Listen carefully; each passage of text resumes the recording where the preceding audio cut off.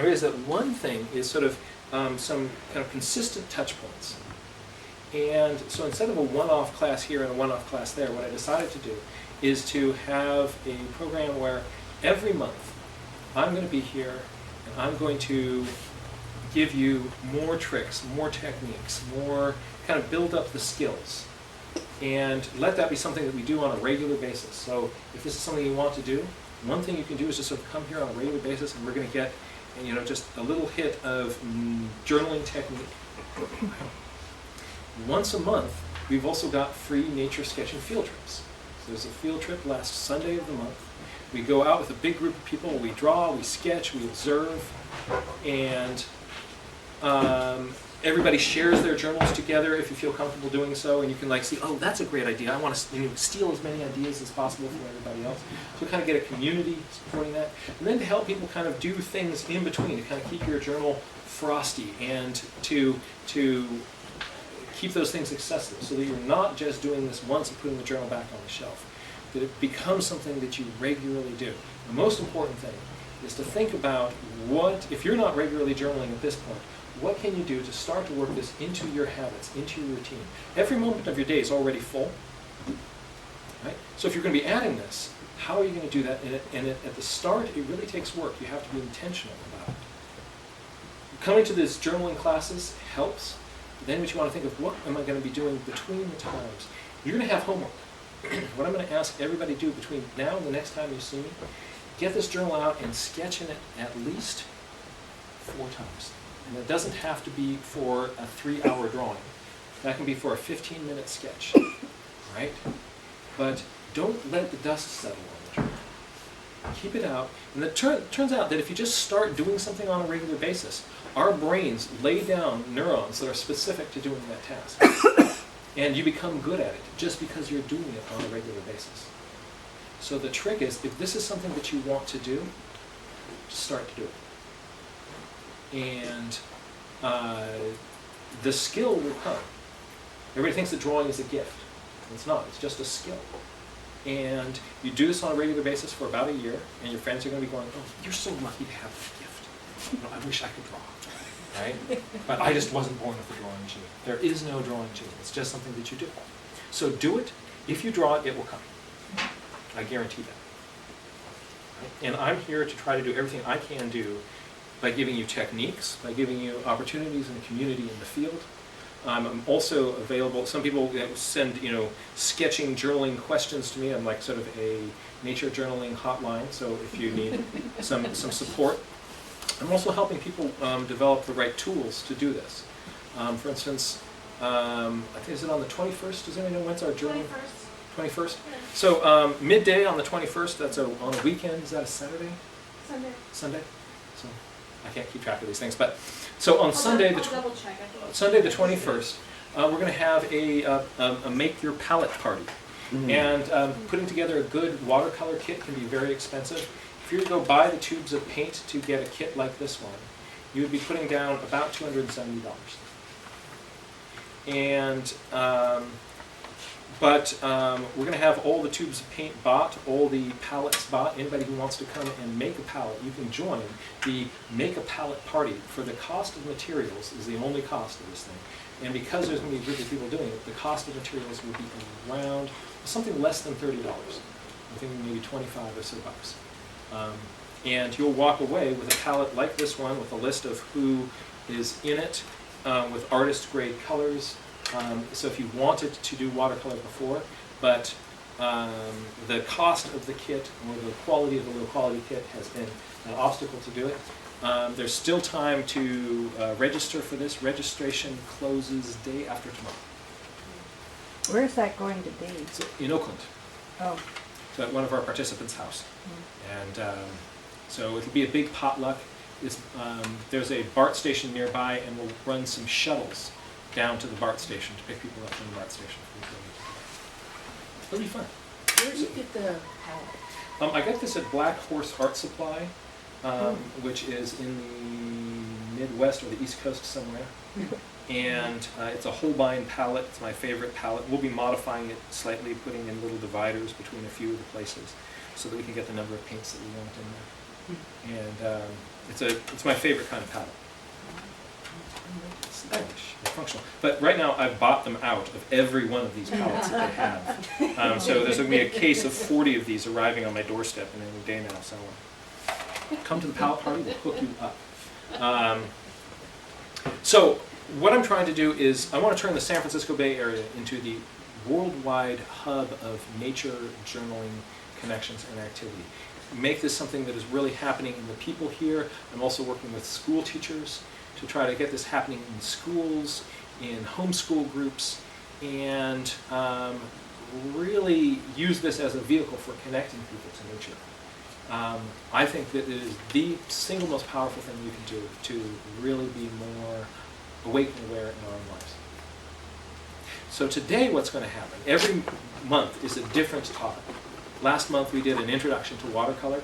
This month what I'm going to do is show you how to handle a few elements that you can see consistently in landscape drawings, and give you some tricks and techniques of how to handle them, so that when, have you ever been drawing a landscape in like maybe like 15 minutes into it, you're just going, I am so sick of drawing trees, right? You know, so there are common problems that we run into, and I'm going to show you some shortcuts around those, how to handle some really common elements that we see all the time. And this is what my original plan was. I was going to do water, rocks, forest, grasslands, and skies, basically like everything. And I discovered when I just taught this class that we got about halfway through this list, so we're going to actually break landscape shortcuts into 2 different segments. But we're going to take a look at rocks, grasslands, forests, and if we have time, we'll get our feet wet with water. But the other part we'll save for another day. But again, these free workshops, second Tuesday of the month, be here, and we will build the skills that you're going to want to be able to quickly and accurately and easily draw stuff that you see on the field. All right? Are there any questions before we start? Yes. I actually have a question, which should be very obvious, but when you say nature journaling, you mean a combination of both writing and sketching? Yes, I do. And I find that those 2 things together are much more powerful than either one of them alone. If you're just doing art, drawing pictures in your journal, it starts to feel like this precious art project. The minute you start to add in some written notes, a lot of that pressure goes away. And also, some things are easier to record with a few words. And also, we find that using words can bring you into a way of being with a place that you can't get just from the drawings. There's a person who also participates in the group that helps us take our experiences and observations and turn those into poetry, which is an incredible addition to this process. Writing poetry, again, when you sort of take the pressure off of like, oh, now I got to write like Mary Oliver or something like that. You take that pressure off, and it allows you to personally connect with some experiences in a way that you otherwise wouldn't. So it's a very powerful tool also for being present. What if you have the opposite problem, and that is you're very used to writing? You know, you're like a wordsmith kind of person, and you're intimidated by the art, so you tend to write lots of notes and then just... Great. Well, that's the perfect way to start. Start with where you're comfortable, and do that. And say to yourself, this is okay. This is good. And then what you want to do is every once in a while kind of take a little bit of step outside of your comfort zone and push that. You start to push that. And you push yourself outside of your comfort zone. And you start to realize that, oh, these are useful tools to help me kind of, get another vocabulary. And that you can develop fluency in this as well. And the 2 really complement each other very well. So at the start, I would recommend thinking of it as making little diagrams and sketches. And let the whole kind of notion of the pretty picture, let it go. Don't worry about the pretty picture. Like if you're worried about punctuation when you're sort of trying to really connect thoughts and stuff, you're going to block your ability to let those thoughts flow. Same with if you're really wrapped around the axle about having to make a pretty picture when you're trying to connect with the landscape or a flower that you're observing deeply. We're going to use the drawing as a tool to help us observe. We'll use the writing as a tool to help us observe in the Redwood. And I'd say, so start with where you're comfortable, and then be intentional. For me, I'm pushing my boundaries with getting myself to do more writing in my journal. I'm severely, I'm not severely dyslexic. I am exquisitely dyslexic, right? I am, dyslexic all over the place so that it's fun. And that often means that I can intimidate myself with the writing. And so I have to be aware of that and go, okay, it's not about spelling. I don't have to be afraid of that red pen. And give myself permission to try. Can I show you some cool nature journaling sketching techniques? Sure. Yeah. So what I'm going to do is we're going to start with grasslands. I'm going to move on to rocks and then go into forests and see where we are time-wise. And probably another day we may be dealing with the water and the skies. But these are elements that you see all over the place. And the grass, we're going to start with some grasslands. It used to be like, oh, I see grass and I can draw grass. Grass, right? What's not to get?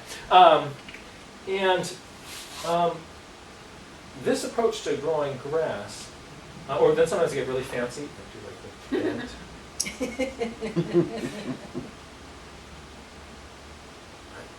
the not bad, but and so this was kind of my shorthand for drawing grass.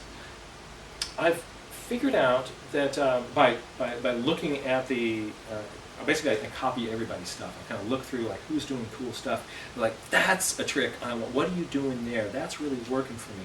Recently figured out a trick which will make grassland drawing I think a lot easier for you. And so we'll help this technique grow up a little bit. And so what I want to do is take a look at so here's what I'm going to do is I'm going to put up a slide that sort of has a few kind of basic ideas on it. And then I'll kind of explain what those mean. So where I'm going on this with the trick I'm going to show you on drawing grasses and grasslands is that this works here for drawing the top end of the grass. But what it does is sort of assumes that you can see all the way down to the turf here. When you're looking out at a grassy field, what's here is actually more grass. And so you run into this problem where I'm going to draw this grass and then the grass that's in front of it and then the grass that's in front of that and the grass that's in front of that. You get really sick of drawing grass and then you have this big gray graphite zone going across your whole drawing. What I do now is I look out there and what I'm looking for, let's see, this slide will show it very nicely. All right, so here is, here's grass, and then more grass, and there's more grass, and there's more grass, and there's more grass. First of all, if I started drawing those little hairs all over this thing, I would turn this whole thing gray. And actually, this is pretty bright.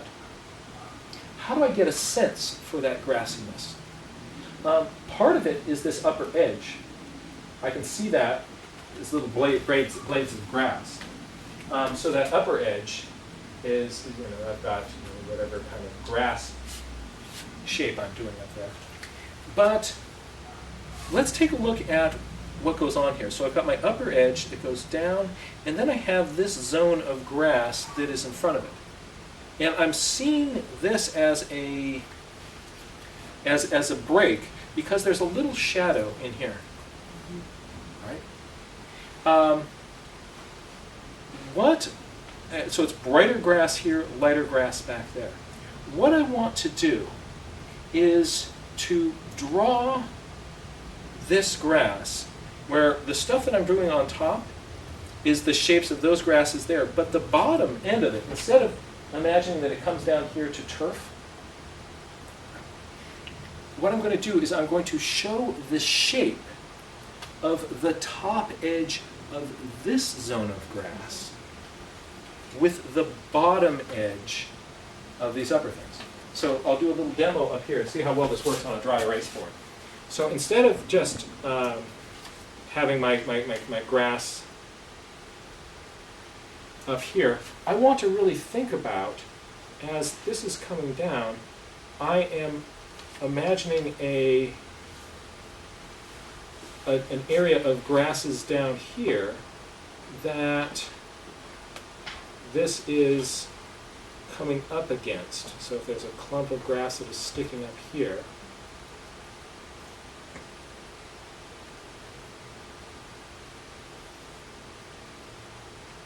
I want to show this clump of grass. I want to have this clump of grass by being intentional with, as these come down, the shapes that we're making right here at this end. So if I have perhaps a rock sitting here, and I've got grass and things that are sticking out in front of it,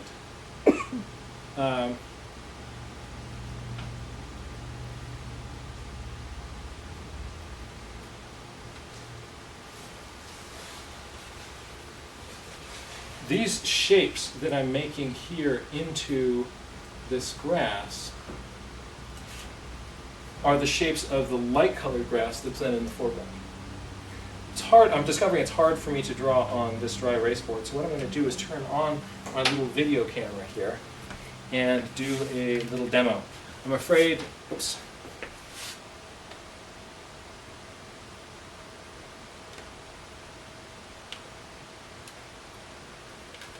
There we go. I'm afraid you're going to have to kind of look at it all sideways.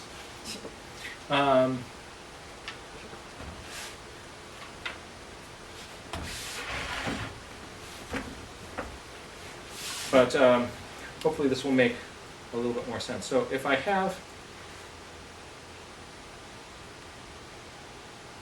grass that is sticking up here, in addition to drawing this grass here, I want to be intentional about what are the shapes that I'm making on this lower edge.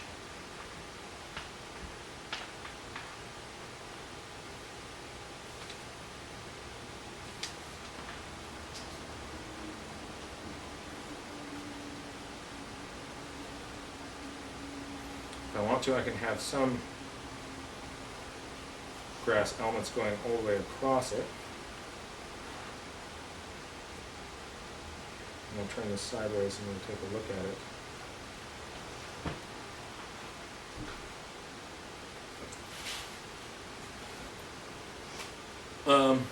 So what I'm thinking about is what are my the shapes of not just the grass on top, but the shape of the top of the next clump that is below that. And by making this edge rough,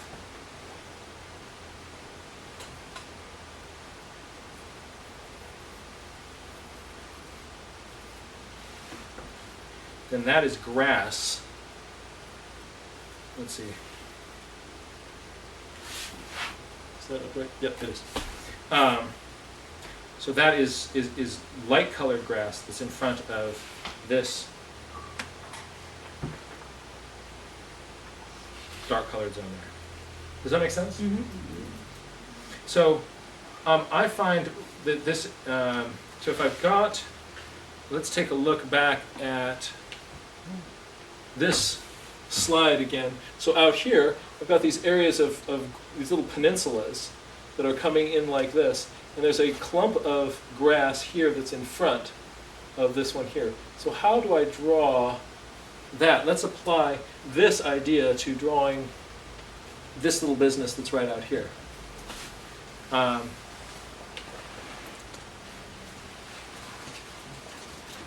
So if I have roughly an area of grass that's sticking out like this with another one behind it, I've got the stuff that's down here at the water line. And here, what I'm doing is I am drawing this top edge, the shadows that are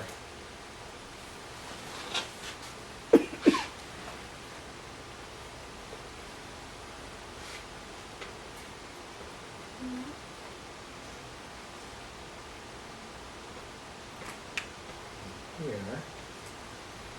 and this might have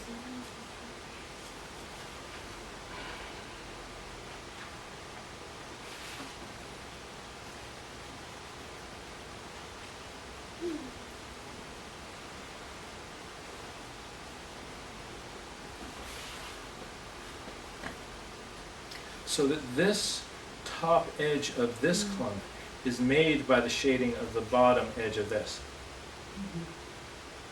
Is that clear? So as I go on with this demonstration, you'll see that in a bunch of little places, this grass clump where I'm showing the shape of the top part and the shape of the light colored grasses that are in front of it, I'm going to be popping this in just a few little places, and it really kind of helps something feel like grasses instead of kind of doing this is grass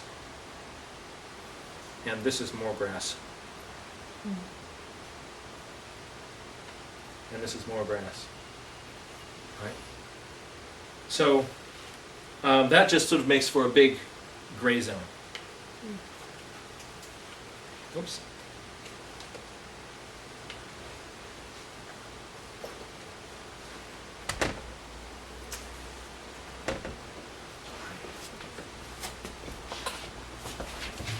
So that's a quick thought on those grasses. Rocks are a bigger deal. And rocks, I've had drawn rocks for years that kind of look like marshmallows. And my rocks I've looked at some, old explorers' drawings, and I thought, like, these people's rocks, they really, you can touch those rocks and those plains. How can I do that? So I spent a lot of time looking at other people's rock drawings, and I've come up with a few ideas. And the first is, what we want to do is to train ourselves to see plains. Not at the airport, right? But the surfaces that make up an object. So when I say plains, I mean like this. Each one of these surfaces on this little dodecahedron is a different plane. Right? Here's one plane, here's another, here's another, here's another. The real objects that I see out there are made up of planes. There are planes everywhere. Even in things we think of that are rounded like a face, there are distinct planes that go around this object. And this is very, very true with rocks, even rocks that are fairly rounded. I want to first train myself to observe those planes. And then I'm going to be using a bag of tricks to get myself to be able to show those planes in my drawing. All right? So idea number 2 is that a value is that it just means light to dark. So if I spend a lot of time in my drawing very carefully blending things from light into dark, I am going to go nuts. My brain does not have the capacity to keep track of 1,000,000 shades of gray. My brain at best can do 3 or 4. And so if in my drawing I reduce the number of values that I look at, like I've seen like some people have these little sliders with holes in them and they've got all these shades of gray and they're holding up like, is that an 85% gray or a 90? 85? 90. No. All right? Instead, I try to make so if I can get myself to see, like, this is really dark, right? This is medium and this is light, right? But really pay attention to where those values are. I'm so much better off than the person who's blending everything together. So, and you'll see in this, when we start thinking about planes, the different planes will often share one value together. More on that in just a moment. Another thing that I've discovered is that I can show planes by the angle of my shading lines. If, when I'm doing my shading, right, I have, here is a rock.